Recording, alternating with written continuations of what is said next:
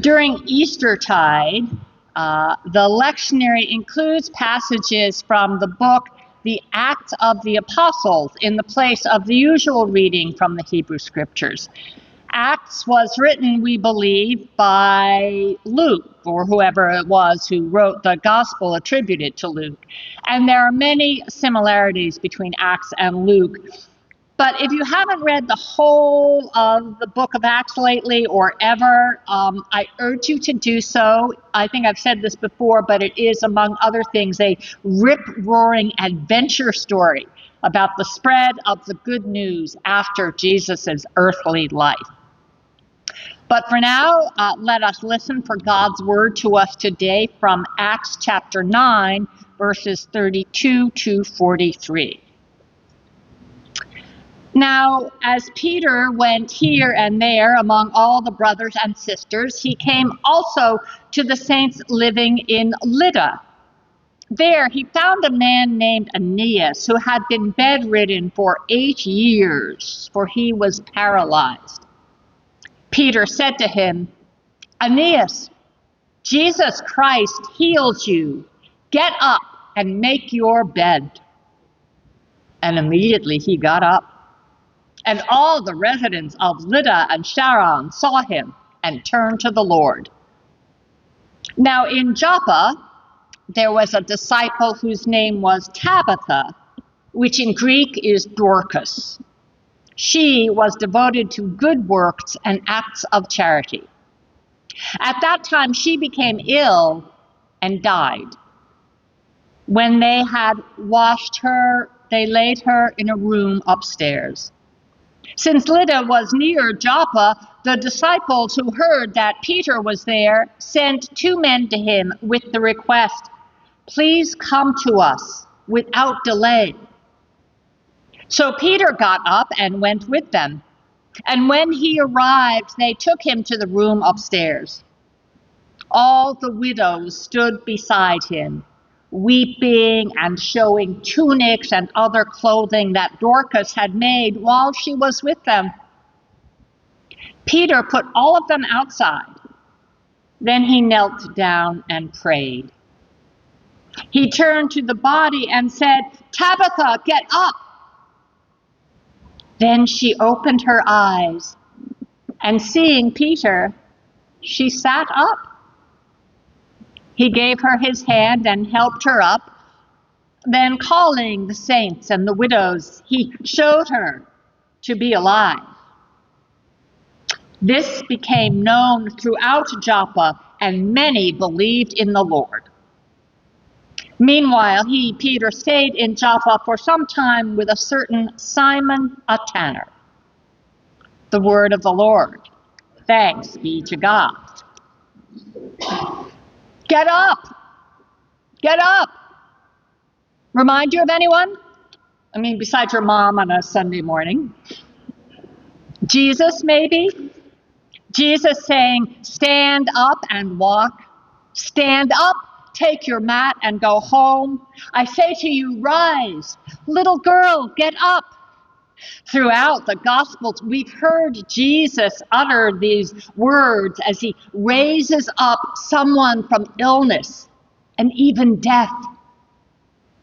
But this is Peter, the rock, who has sometimes seemed as dense as a rock, but is turning into a solid bulwark of discipleship, empowered, made whole through the resurrection of Jesus Christ. Here, in quick succession, Peter raises a man from his sickbed and a woman from her deathbed. Will wonders never cease? And it is wonderful. For not only were these new believers raised to new life, but their communities were too. When Aeneas was raised, we hear that all the residents of Lydda and Sharon saw him and turned to the Lord.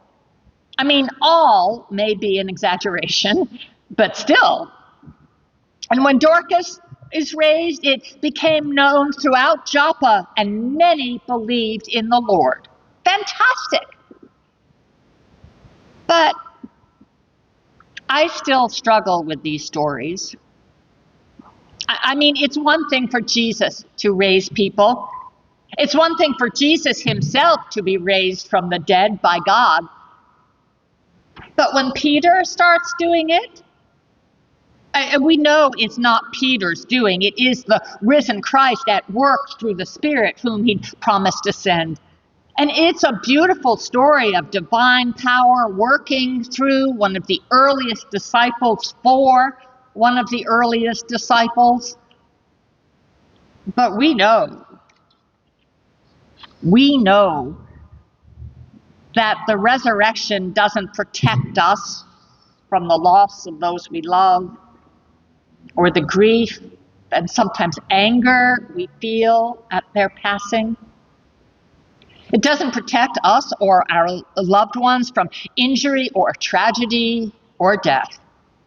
So the miracle of raising Dorcas, even the less dramatic raising of Aeneas, seems so far removed from our lives. So let's step back for a moment from Peter's raising Dorcas and focus instead on the hopeful and faithful service of those small communities of saints. For that is something we do know about. Now, the author of Luke and Acts likes to pair stories, often a story of a man and a woman. And today we hear more about the woman, and her story is more dramatic. Her name was Tabitha in Aramaic, Dorcas in Greek. In both languages, it means gazelle. And maybe her name suited her. Maybe she was graceful, strong, a bit shy. Maybe she was beautiful, not perhaps because of the way she looked, but because of the way she was. Strong, graceful, a bit shy, and generous. Devoted to good works and charity. Gazelle, known by both versions of her name, known and honored, it seems, by both Jews and Gentiles. Well, both Jews and Gentiles can find themselves in need. It's perhaps an appropriate story for Mother's Day. Tabitha, mom or not, certainly was one of those like a mom to many. Her friends loved her. Her friends / co-workers, for she had a way of inspiring others. If you met Tabitha Dorcas, especially if she helped you out in some small but important way, next thing you knew, you were helping her help someone else. You were knitting scarves for homeless veterans, or an Afghan for an elderly friend.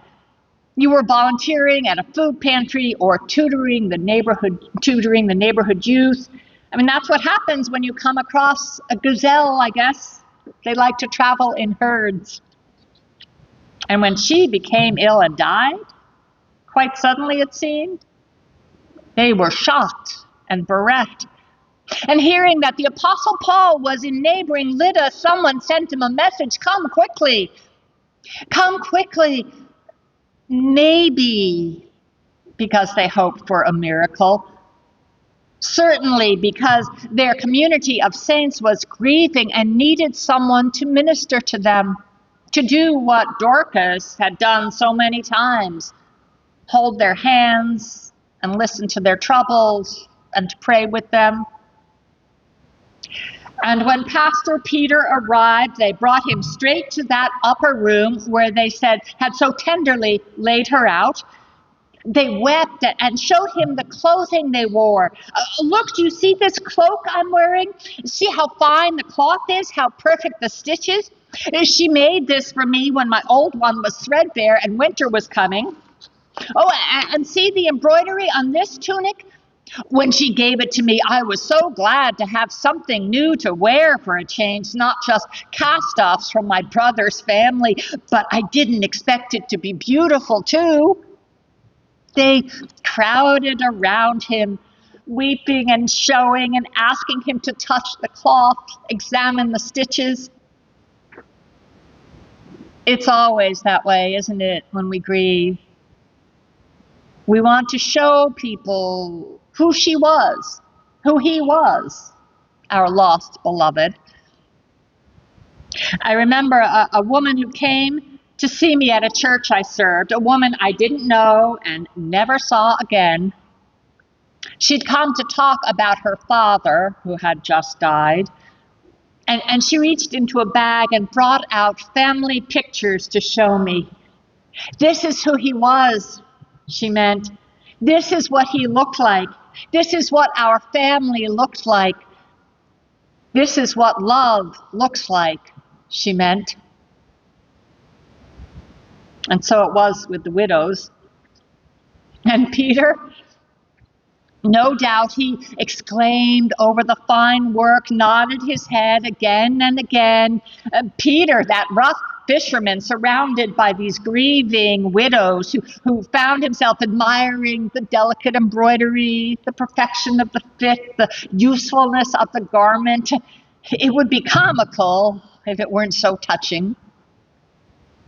Maybe they told him stories of how they met Dorcas, of the kindness she'd done, of the many afternoons spent together sewing and gossiping about who might need help and who might be prevailed upon to give help, of her funny habits and the stories she told. Perhaps someone whispered, "What will we do without her?" And then Peter ushered them out. I don't know if he planned to work a miracle. Perhaps he was overcome by their loss and their grief. He gently ushered the still weeping women from the room, and then he knelt and prayed. What else could he do, this rough fisherman, confronted with the grief of all those women? Gazelle, Tabitha, Dorcas. There was nothing remarkable about her, except of the many women that the author of Luke and Acts tells us about, Sister Gazelle is the first and perhaps the only woman he grants the title disciple. Well, there were other women disciples, even if Luke didn't name them. Nothing remarkable about Dorcas, except when folks in Jerusalem had complained that the apostles were neglecting their widows. Remember, widows and orphans were the lowliest, the most unprotected in ancient society. Well, after that complaint, the early church leaders got together and appointed deacons to look after them. But in Joppa, it seems that the women led by Dorcas didn't wait for the men to have a conference and fix things. They just went to work, giving their money and time to those in need, gathering a community of women who did the same. Some scholars have suggested that they were part of a guild of widows doing good works. Well, that's what people did in the early church, pooled their resources and helped one another. Nothing remarkable about that, except Dorcas was raised from the dead. That is still a word of hope for us, even if we can't imagine it happening. But perhaps we've grown so used to bad news, so used to our grief that we no longer hope for miracles. Or maybe our idea of miracles has shrunk. Maybe we've grown so used to pain that we fail to see the miracles around us every day. Or maybe as a society, we have become so jaded that only big, spectacular, surround sound, 3D, HD miracles will move us. Peter may have raised Dorcas from the dead and given her back to her community, but it was Sister Dorcas and her friends, led by the Spirit, who'd already formed that community, brought those grieving and outcast widows together, ministered to them, and helped them to minister to others. That's what people did. That's what people do. I read the other day about a woman who helps with a weekly food distribution in Penn Station, I think. She said, but more than the food, it's an opportunity to offer a dignified relationship. We call our friends by name. If someone has additional needs, we try to support them. We've helped some get housing. We've helped some go to the hospital. She said, I think if you save one person, you have saved the world. Our organization is Christian, she said, but really, it's just being human. Last week, I got into conversation with the driver of my M15 bus, as one does. And she told me that walking in her neighborhood recently, she was crossing the street when a head of her money began to fall out of the pocket of a man in front of her. And she kept stooping to pick it up and yelled, sir, your money. When she finally caught up with him and returned his escaping cash, she was so grateful. He just cashed his check and paid his bills, and what was left was what he needed to live on for the rest of the month. He wanted to give my bus driver friend a reward, but she said, absolutely not. Pay it forward. And later, a friend of hers asked, why are you always going out of your way to help people? You can't change the world. She said, maybe not, but I can make a difference. Like a poem I came across recently put it, when it feels like I have no power, I serve others. You see, whenever I wash the world's feet, my hands stop shaking. I think also about when friends of mine lately moan about how helpless they feel in the face of all that's happening in and to our country, and they say, oh, but I can't protest, and I don't like making phone calls, and nothing I do is going to make a difference anyway. I'm like, you can be a decent human being. That makes a difference. Right? And it's getting to the point where simple human kindness and decency is an act of radical protest against a world gone mad. Bedridden Brother Aeneas, Sister Gazelle, and their communities, they were among the least of the least in their society. And yet, in a world very much like ours, full of chaos and fear, they understood that we need to help one another. And we need to ask for help for ourselves and for each other. And most of all, when the Lord calls, we need to get up. When we do, we declare our independence from the old ways of death and despair and embrace our rebirth into a new world where the last will be first and the poor and lowly can be powerful rather than powerless, not objects of pity but agents of change. Sister Gazelle was raised. Sister Gazelle, not some VIP, but a woman disciple already living resurrection. Nothing remarkable about her. She didn't do anything someone else could have done, except that she and her sisters actually did it. Raising Aeneas, raising Dorcas. That's God's job, the job of a God devoted to good works.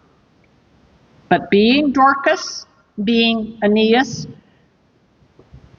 helping to raise each other, that's Easter work, resurrection work, our good work.